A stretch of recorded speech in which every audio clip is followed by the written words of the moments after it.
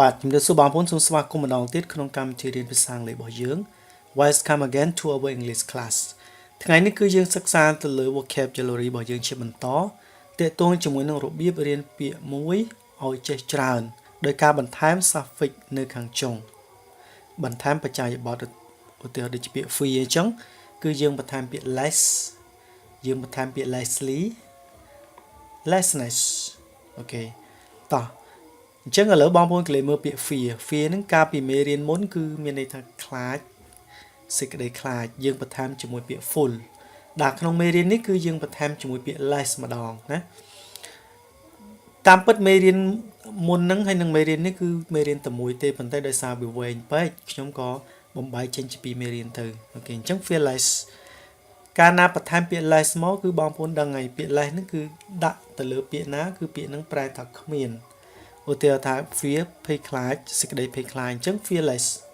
មានន័យថាអត់ភ័យខ្លាចឬក៏មិនខ្លាចក្រែងអីមួយណា fearlessly ក៏ប្រែអញ្ចឹងដែរគ្រាន់តែថាវាជា adverb កាលណាយើងយក adjective គុណនាមបន្ថែមពាក្យ ly វាទៅជា adverb ប្រែថាដោយមិនភ័យខ្លាចយ៉ាងមិនខ្លាចអូខេ fearlessness ទៅជា noun វិញដែលប្រែថាការមិនខ្លាចសេចក្តីមិនខ្លាចអូខេអញ្ចឹងវាទៅជានាមម្ដងណាបងប្អូនតោះឥឡូវកុំឲ្យខាតពេកយើងចូលទៅក្នុងមេរៀនរបស់យើងមុននឹងចូលមេរៀនរបស់យើងខ្ញុំសូមបងប្អូនកុំភ្លេចចុច Subscribe Channel YouTube របស់ខ្ញុំម្នាក់មួយផងណាដើម្បីងាយស្រួលនឹងបានវីដេអូថ្មីនៅពេលដែលខ្ញុំផុសនៅពេលក្រោយអញ្ចឹងពាក្យទី1គឺ fearless ជា adjective មានន័យថាឥតខ្លាចមិនខ្លាចក្រែងនេះគឺជា definition របស់វាជានិយមន័យជាភាសាអង់គ្លេសhaving no fear មានន័យថាការគ្មានសេចក្តីខ្លាចការមិនមានការខ្លាចណា having no fear example ឧទាហរណ៍ he is a fearless fighter គាត់គឺជាអ្នកវៃឬក៏អ្នកប្រយុទ្ធដែលឥតមានការខ្លាចឬក៏ដែលមិនមានការភ័យខ្លាចអញ្ចឹងពាក្យថា fearless fighter ពាក្យ fighter នោះគឺមានន័យថាអ្នកប្រយុទ្ធអ្នកច្បាំងណាអ្នកវៃអូខេអញ្ចឹង fearless fighter អ្នកច្បាំងឬក៏អ្នកប្រយុទ្ធដែលមិនចេះភ័យខ្លាចដែលមិនមានការភ័យខ្លាច I am a strong man ខ្ញុំគឺជាបរិសុទ្ធខ្លាំង I am fearless ខ្ញុំមិនខ្លាចនោះទេណាខ្ញុំមិនមានការភ័យខ្លាចនោះទេអញ្ចឹងពាក្យថា strong មានន័យខ្លាំង strong man បរិសុទ្ធខ្លាំងឬក៏អ្នកខ្លាំង I am fearless ខ្ញុំមិនខ្លាចអញ្ចឹងពាក្យ fear នឹងខ្លាចដល់ timeless មិនខ្លាច I am fearless ខ្ញុំមិនខ្លាចនោះទេThey are brave so they are fearless they are brave ពួកគេក្លាហានអញ្ចឹងពាក្យ brave នេះគឺក្លាហាន so ដូច្នេះ they are fearless ពួកគេមិនខ្លាចនោះទេអញ្ចឹង fearless គឺមិនខ្លាចណា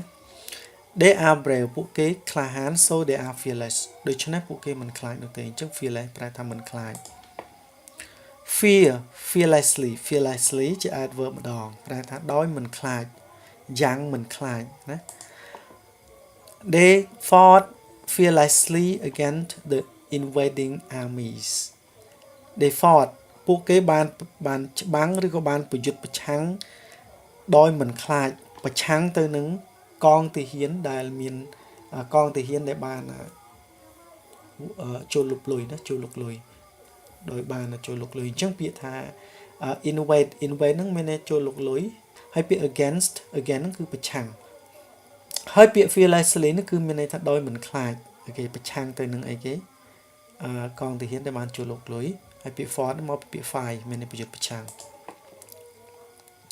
When he looked up at her Jenna met his eyes fearlessly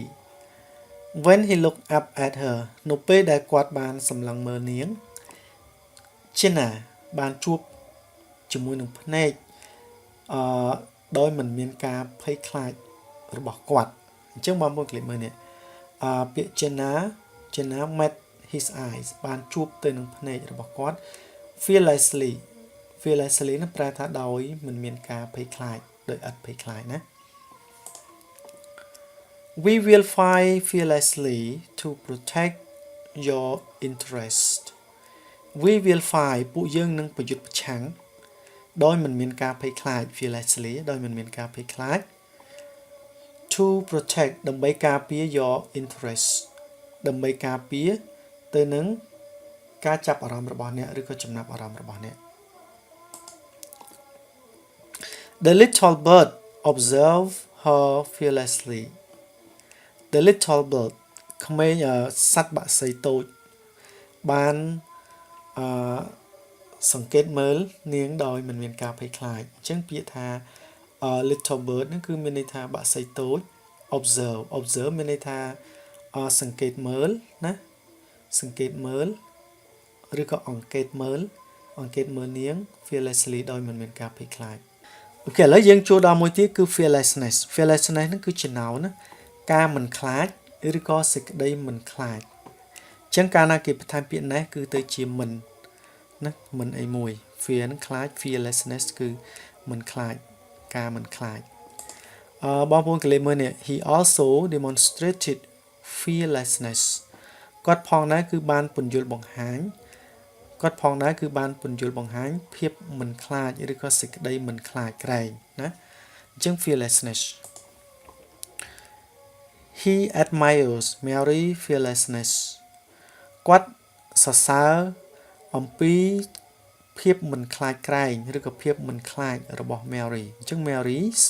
fearlessness មានន័យថាការមិនខ្លាចរបស់ Mary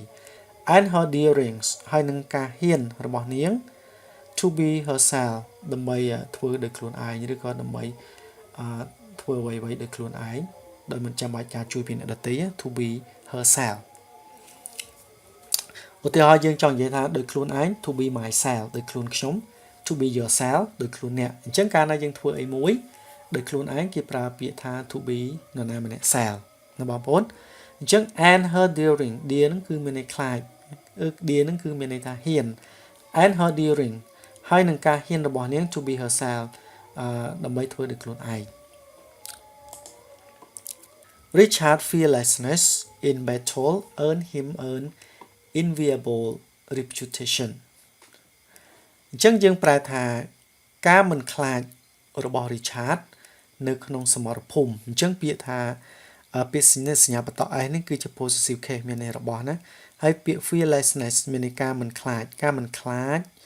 របស់ Richard នឹង in battle នៅក្នុង